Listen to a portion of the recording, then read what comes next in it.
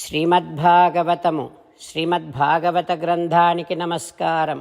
నిగమకల్పతరోర్గళితం ఫలం సుఖముఖాదమృతద్రవ సంయుతం పిబత భాగవతం రసమాలయం ముహురహో రసికా భువి భావుకాః. శ్రీసుక యోగీంద్రుల వారికి నమస్కారం.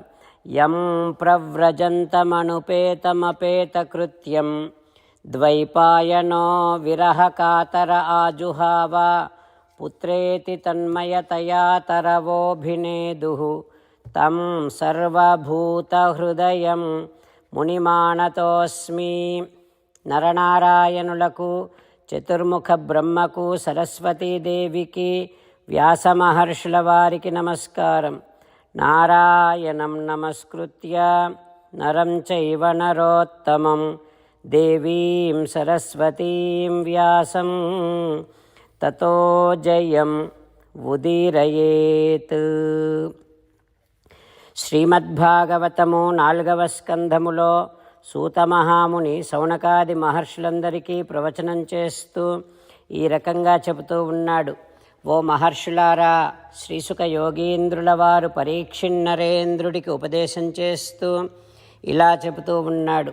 ఓ పరీక్షిన్నరేంద్ర, విదురుడు పృథుమహారాజు చేసినటువంటి కర్మలను, ఆ పృథుమహారాజు యొక్క లీలలను అన్నింటినీ వినిపించమని మైత్రేయుడిని ప్రార్థన చేయగానే మైత్రేయుడు విదురుడిని ప్రశస్య అభినందించాడు.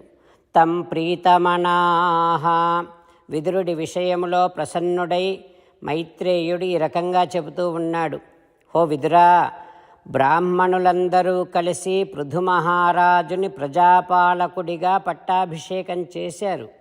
కానీ భూమండలములో అందరూ అన్నము లేక ఆకలితో బాధపడుతూ ఉన్నారు. ప్రజలందరూ క్షుత్ క్షామదేహాః పతిం అభ్యవోచన్, వారి వారి కృషించినటువంటి శరీరాలతో పృథుమహారాజు దగ్గరకు వచ్చి ఈ రకంగా అంటూ ఉన్నారు.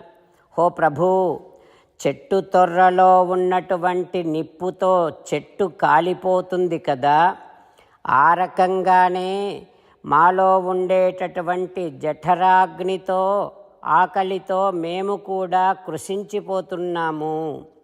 హో ప్రభూ, బ్రాహ్మణులందరూ నిన్ను మాకు రక్షకుడిగా ఏర్పాటు చేశారు. అందుకే మేము నిన్ను ఆశ్రయిస్తున్నాం. మాకు ఆహారాన్ని కల్పించు, మాకు జీవనాన్ని ఏర్పరచు అంటూ ప్రజలందరూ విలపించగానే ఆ పృథుమహారాజు చాలాసేపు ఆలోచించి వీరందరికీ ఆహారాన్ని ఏర్పాటు చేయాలి అని నిశ్చయించుకున్నాడు. ఇక తన విల్లు తీసుకున్నాడు, వింటిని ఎక్కుపెట్టాడు.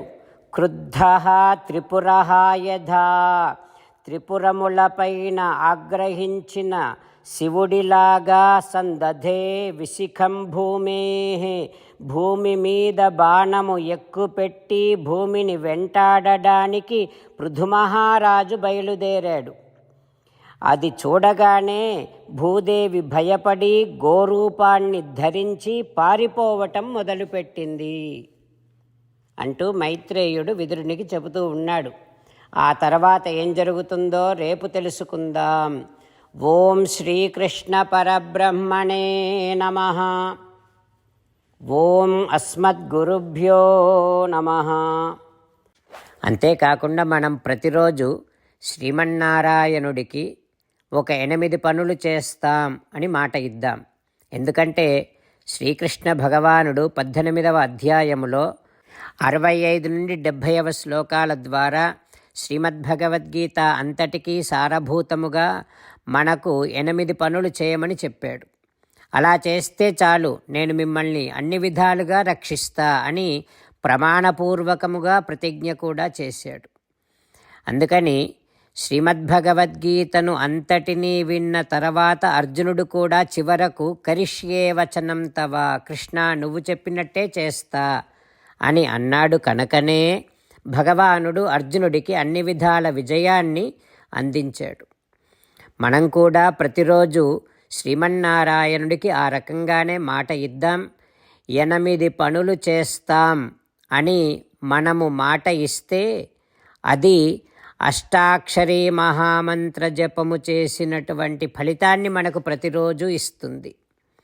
ఇట్లా మాట ఇవ్వటం కంటే గొప్ప పూజ, యజ్ఞము, తపస్సు మరొక్కటి లేనే లేదు. అందుకని నేను అంటూ ఉంటాను, మీరు మనస్సులో భావిస్తూ ఉండండి. ఈ రకంగా మనము మాట ఇస్తూ ఉంటే శ్రీకృష్ణ భగవానుడి ముఖారవిందములో కలిగేటటువంటి ఆనందాన్ని మనం ప్రతిరోజు దర్శిద్దాం, ఆస్వాదిద్దాం. జై శ్రీమన్నారాయణ. హో శ్రీమన్నారాయణ, నువ్వు చెయ్యమన్నట్టే నేను నిన్నే సంతతము ధ్యానము చేస్తూ ఉంటా. హో శ్రీమన్నారాయణ, నువ్వు చెప్పినట్టే నేను నీ భక్తుడిగానే ఉంటా. హో శ్రీమన్నారాయణ, నువ్వు చెయ్యమన్నట్టే నేను నా విధులను, కర్తవ్యాలను నీ సేవగా, నీ తృప్తి కోసమనే సక్రమంగా నిర్వర్తిస్తూ ఉంటా. హో శ్రీమన్నారాయణ, నువ్వు చెప్పినట్టే నేను నీవాడిని అనే మహావిశ్వాసముతో నీకే నమస్కరిస్తూ ఉంటా. హో శ్రీమన్నారాయణ, మామేకం శరణం వ్రజ, నన్ను ఒక్కడిని మాత్రమే శరణు వేడుకో అని నువ్వే అన్నావు కనుక నేను నిన్ను ఒక్కడిని మాత్రమే శరణు వేడుకుంటా. హో శ్రీమన్నారాయణ, మా శుచః, ఇక దుఃఖించకు అని నువ్వే నాకు భరోసా ఇస్తున్నావు కనుక నేను ఇక దుఃఖించను. హో శ్రీమన్నారాయణ, నువ్వు చెప్పినట్టే నువ్వు నా కోసమని అనుగ్రహించినటువంటి శ్రీమద్భగవద్గీతను ప్రతిరోజు కనీసము ఒక్క శ్లోకాన్నైనా జ్ఞాపకం చేసుకుంటూ శ్రీమద్భగవద్గీతను అనుసంధానము చేస్తూ ఉంటా. హో శ్రీమన్నారాయణ, నువ్వు చెప్పినట్టే నువ్వందరి కోసమని చెప్పినటువంటి శ్రీమద్భగవద్గీతను తెలియని భక్తులందరికీ తెలియచేసే నా వంతు ప్రయత్నాన్ని నేను నిరంతరము కొనసాగిస్తూనే ఉంటా. హో శ్రీమన్నారాయణ, నేను నువ్వు చెప్పినట్టే చేస్తా, నీకు నచ్చినట్టే ప్రవర్తిస్తా, నీకోసమే పని చేస్తూ ఉంటా. కరిష్యే వచనం తవ. జై శ్రీమన్నారాయణ. భక్తులకు ప్రత్యేకమైనటువంటి విజ్ఞాపన. మీకు అన్ని విషయాలలో వెంటనే మంచి ఫలితాలు రావాలి అనంటే ప్రతిరోజు 1 నిమిషం వెచ్చించి నారాయణాస్త్రాన్ని చదవండి. ఇక మీకు తిరిగే ఉండదు. నారాయణాస్త్రాన్ని పొందడానికి మీరేం చేయాలంటే నారాయణాస్త్రం అనే వెబ్సైట్కి వెళ్ళి మీ పేరు, మీ ఈమెయిల్ ఇస్తే మీ ఈమెయిల్కి నారాయణాస్త్రం PDF వస్తుంది. అందులో ఒక రామాయణ శ్లోకం, ఒక గీతా శ్లోకం, ఒక విష్ణునామం ఉంటాయి. ఆ 3ంటిని కలిపి నారాయణాస్త్రం అంటాం. ప్రతి ఒక్కరికి వేరువేరు శ్లోకాలను ఇస్తున్నాం. ఆ రకంగా ఎవరి శ్లోకాన్ని వారు ప్రతిరోజు తప్పనిసరిగా చదవటం వలన ప్రతిరోజు ప్రతి 24,000 భక్తులతో ఒకసారి సంపూర్ణ రామాయణ పారాయణ, 33 సార్లు శ్రీమద్భగవద్గీత పారాయణ, 24 సార్లు శ్రీ విష్ణు సహస్రనామ స్తోత్ర పారాయణ జరుగుతుంది. ప్రతి ఒక్కరికి అంతటి విశేష ఫలితము ప్రతిరోజు లభిస్తుంది. అందుకని మీరు, మీ కుటుంబ సభ్యులు అందరూ ఒక్కొక్కరు ఒక్కొక్క నారాయణాస్త్రాన్ని వెంటనే పొందండి. జై శ్రీమన్నారాయణ.